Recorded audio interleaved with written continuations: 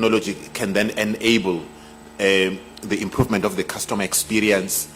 Just as again, Mr. Dokin talked about the future of mobility and the role that technology can play, it would be great before we check out this today to have some room discussion around it. But in the interest of time, allow me, ladies and gentlemen, to redeem the pace by inviting Mr. Msweli to address us on the smart road safety. A huge hand clap.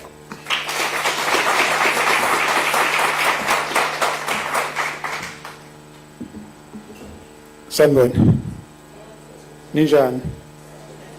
Angibingelele uMSC, eShodi, nazonke ikhulu zami. Igama lami Ayanda ngokwaMsweli. Lokho kuzobhalwa la kuzokwenzwa uAmanda owakwadlangisa. Mhlambe mina ngizokwenza okuncane nje. La ngisebenza khona ngikhuluma 2 minutes kuphela. Isidalo kodwa senze sure ukuthi umyalezo uyafika. Mhlamba ke senze nje.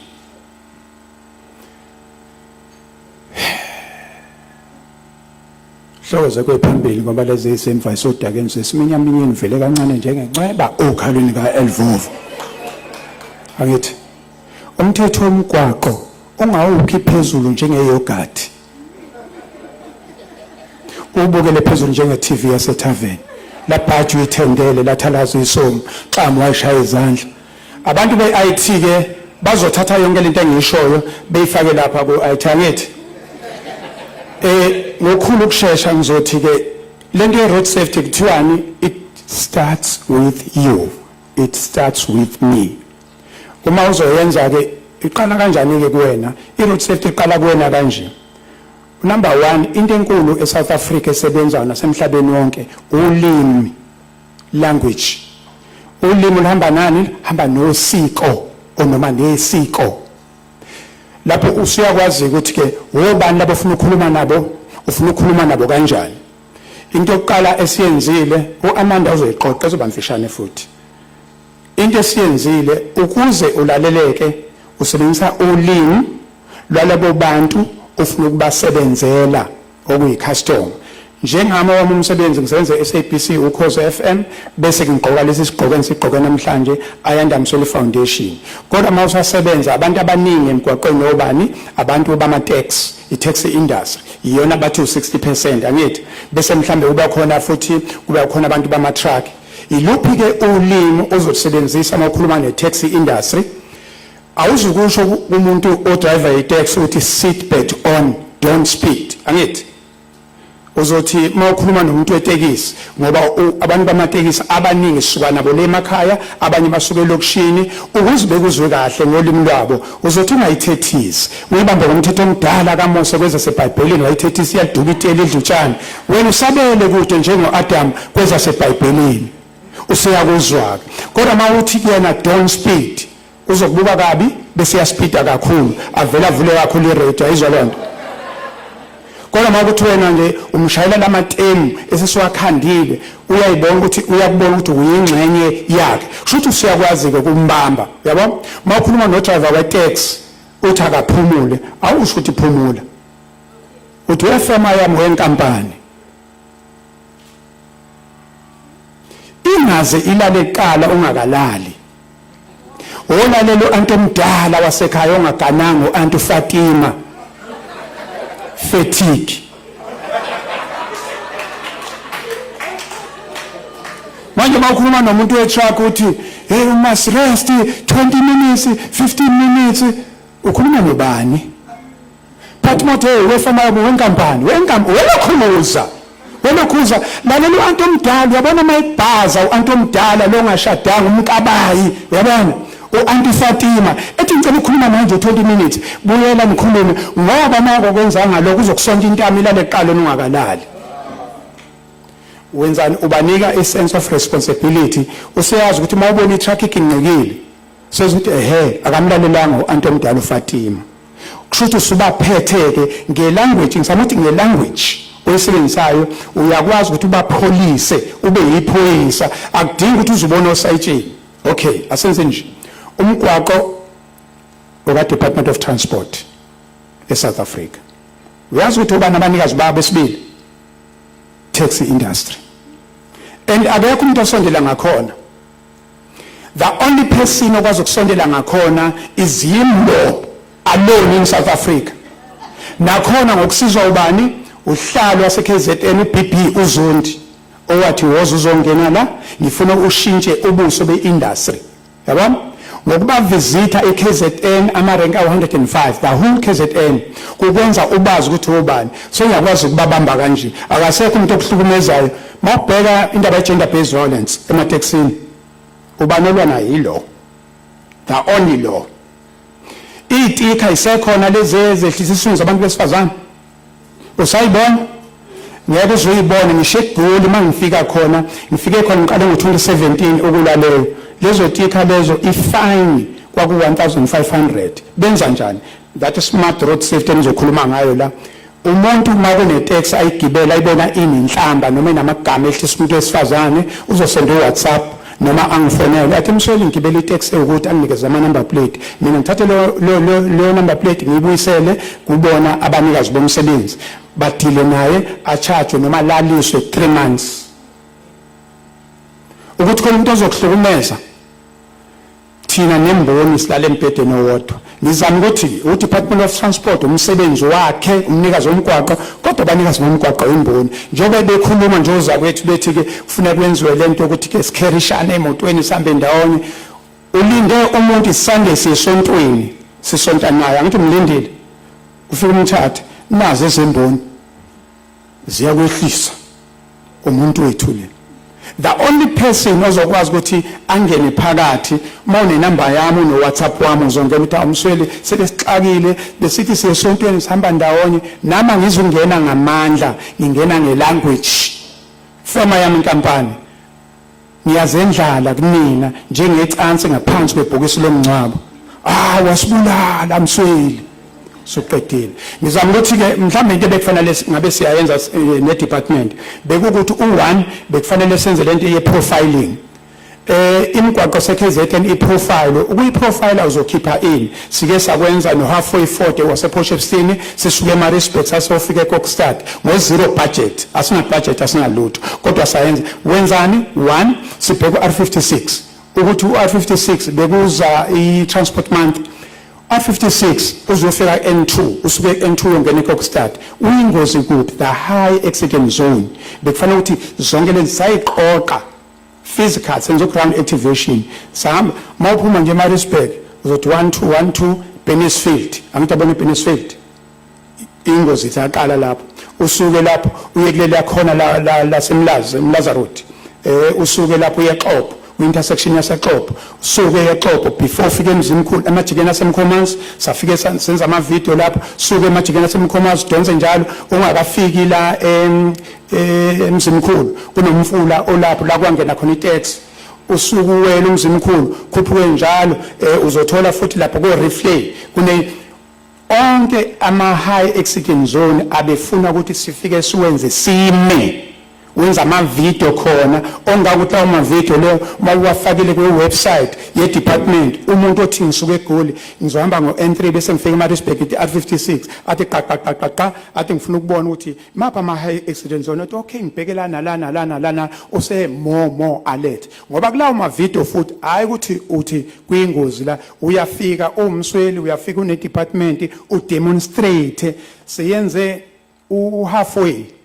iDepartment kosema ayinginikanga imali anginika nje imoto yanginika bazosiphelezela amaphoyisa amabili amathathu siyabonga lokho nasebenza HOD babumphele la ukhona nasinikeza imoto imbili ezintathu kodwa nesinikeza ngimali siyabonga kakhulu nasisiza but halfway forward wanginika imoto ezo12 ukwenza leyo nto suke eMaritzburg kwakusicela umfoka Nyandeni osebenza kwaFord njengoba siwanginika imoto ukhona halfway yebo sicela uNyandeni unikeze imoto ezo12 sisuka eMaritzburg seKokstad buka lo distance bese kuba ama bikers amadlela ndawonye siyabonga banginika ama bikes I think ayu22 senza leyo nto leyo ukuthi ke ukuze lento abantu beyibone kahle bese ke abantu abanye sasihamba nabo bengizokhokhelwa abanqobi basemlazi into esiyenzayo ngithi high accident zone mawufuna ukuba pinpointer vele kulabo high accident zone kunabantu abashona into esifika siyenze khona sifike sime khona becule sithandaze usiyabona ukuthi mawuyithathe lento wayifaka kulezi zinto zene zo digital usiyayibuka umuntu oh lento enje ilento ebengithi ngiyafisa ngo zero budgeting now bengifisa ukuthi the whole province siyenze kanjalo mawusenzile iprovince kanjalo lento izokulekelela kuphike izothi lo citizen engagement usiyazenzakalela. Number 2 bese senza njani so profile ama bridge yabo ama bridge akhiwe akangakheka kahle akhiwe alright angikho lapho bakithi ningxolele angikho lapho ngisho ama bridge akhiwa right lawo ma bridge nalana amanye iwona lama bridge lana amanye mase kunezulu njengamanje lapha NDZ kunengane ezu2 ehambe namanzi namanje safuna ngicabanga ukuthi amantombazana ayitholakele ilokho okwenza ukuthi ukuthi ukube besiyiprofile le yonke le KZN sathi nanka ama bridge ayingozi nanka we district nanka we local masipala nawa we province sawabona onke lawo ma bridge bese kuthi abathatha njengamanje ngithi uMSC mhlawumbe unyaka wesibili lo njobe ethatha useyazi ukuthi ke mina nginale challenge kodwa ngoba bafika omsweli yafika idepartment bezo profiler abantu noma kulahleka izingane bayathobeka ukuthi idepartment sayibuka izokwenza u1 no2 no3 noma ngaba ayikafiki lapho kuwenza kodwa kuthobeke amanxeba ama bridge asesiqedile uthukela selisiqedile inkandla imigwaqo ayikho ngiprofilele mina akho mgwaqo lapha 90% 99.9% ayikho imigwaqo bese uyacabanga the very same gender based violence okukhulunywa ngayo ubuke umuntu wesifazane oyoteta ezohamba amakhilometer awu70 ehamba egedlegedleni anje ubuke umuntu ogulayo esibhedlela ehamba entweni nje kodwa zonke lezi zinto befuna siyiprofile zibe awareness bese ziyakwazi ukungena la usiyakwazi ukuthi uMSC abantu mabetoyiza akufanele sifike lapho futhi ukuprofile kukodwa kuzovimba iziteleka zingakenzeki ngoba thina what we do siyaphuma eoffice ngoba sinale office asinayo phela imali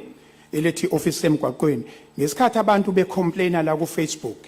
uzovezwa amanda becomplaina la thina siyasuka singena emotweni siya lapho sithatha zonke lezo khalo siyabuya senza ama video bese mase senza ama video bese la ku department bese kuba khona into ongazuthi mhlambe khona into kanti uzama ukuthi uyothatha isikhalo usiletha kubani ku department owami umsebenzi lo hayi ngoba suke sifuna ukugcoba usibanibani cha ngokuthi abantu abafuni ke ubakhiphe kwi comfort zone yebo lonto uR612 suka ePakrini yeJolvet umgwaqo ongekho ukube kusebholeni bezohlaba ngered card ngithi awuphuma emgwaqweni kodwa manje bayaphela abantu unama potholes uyenziwa kodwa wazi noma uyenziwa noma awenziwa wonakele into eyenzeka la abantu bengaze beshise mase fikile umsweli wathatha yonke leyo nto wayifaka kwi social media iyabona imanagement sesiyabona ukuthi oh inkinga elapha all in all bengizothi mina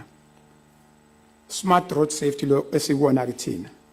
silekelelane ne department sibambisane ne department ukuthi izinto ezizenzayo masiyilanda lapha silandi ngempi silande ngoba senze i department ibone nanokuthi abantu bazi ukuthi izinto zabo ziyenziwa yabona ngaba i delay tactics ziyenziwa angeke bavuke umbhejazana sengivala i road safety senza ngendlela eziningi one ngiyenze radweni ukhoze FM that's one number 2 ubuye uzoyenza ku social media kuzoba uFacebook Instagram uTwitter mhlambe mawungabheka ukuthi ama following nama followers Ayanda Msweli 46 ipage lami le Twitter Facebook ne 707 bese ubheka ukuthi ubani wedepartment lapho uma ubheka idepartment olandelwa kakhulu thina silandelwa siya engage ubona ama engagement and lelo page uyabona ukuthi mina mangipostile kuyenzeka ngikucommente noma ishare abantu abawu 7000 noma abawu 16000 kodwa kuyenzeka umuntu oyi-independent afake lakhe libe nabantu abazophawula kubona abawu 25000 that shows ukuthi elethu sonke yabona ngithe yini irate okuyikhozi lapho ngisuke ngizohola ku Facebook ngisuke ngizohola i-social media bese siyabuya sihamba physically siye emgwaqweni siyobona ukuthi abantu bakhala ngani so singazoholelwa umuntu sengenze ukugcina unhlanhla mtaka onginikeze ispace kwibayede ilapha ngizobhala khona ngicabanga siyaqala this week sesikuyilebula manje kubla kubhalwe khona bhala ukuthini la awukho be seen no alert, be visible. Umuntu sithe einkabini ofema yamasimdayisela lesi skipa akathanda iskipa sika Msweli kodwa uyazi ukuthi lento uzoyikhuluma uzoyiphila indlela ezama ngayo indaba ye road safety ekugcineni inansi incwadi ye road safety iyoqala eSouth Africa ebhalwe ngesizulu lencwadi kungcono ngoba i-department umama uNkonyeni ufaka i-forward yakhe la unational waye review wathi yes Msweli into kuzofuna ukuthi uyenze manje uyifake ngama languages onke bese ke mhlambe sesingayifaka no audio nobani ngoba abanye abantu abathandi ukufunda bathanda ukulalela ngizama ukuthi sizama zonke lezi zinto lezi sifake ku social media kodwa ke i-department siyacabanga ukuthi going forward sizokwazi ukubambisana ngoba ama client ethu amakhulu kudinga ukuthi siwalungise siqala nge-taxi industry size ngabantu bama-truck why ngithi abantu bemboni iqala ekhaya umuntu oqapha kakhulu imfuyo into enegama inkomo inkabi inkomo imbuzi ayinalo igama so mawungizwa ngithi inkabi yami ngifuna ulimi esisobagada ngalo nina nihamba ngeemoto ezincane ningena ngaphansi kwecategory yezimbuzi asinankinga nani aninamagama onkabi yami ofema yami olokhuzana abantu bama-tax labo ompolompolo abantu bama-truck labo okuyibona abantu la emgwaqweni obona ukuthi sine challenge kodwa siyakwazi manje ukubabamba ngendlela esiwathi ukukhuluma ngayo ngolimi nje kuphela mhlambe Amanda wozubeka amabili amathathu nibatshena into zangampela mina bengikhuluma nje ngiyakuthanda ukukhuluma ngicela ukwehla ngobonda nje sicacicaba ngethemba lokuthi siyokhuluma ngoba vele siyazana kodwa Amanda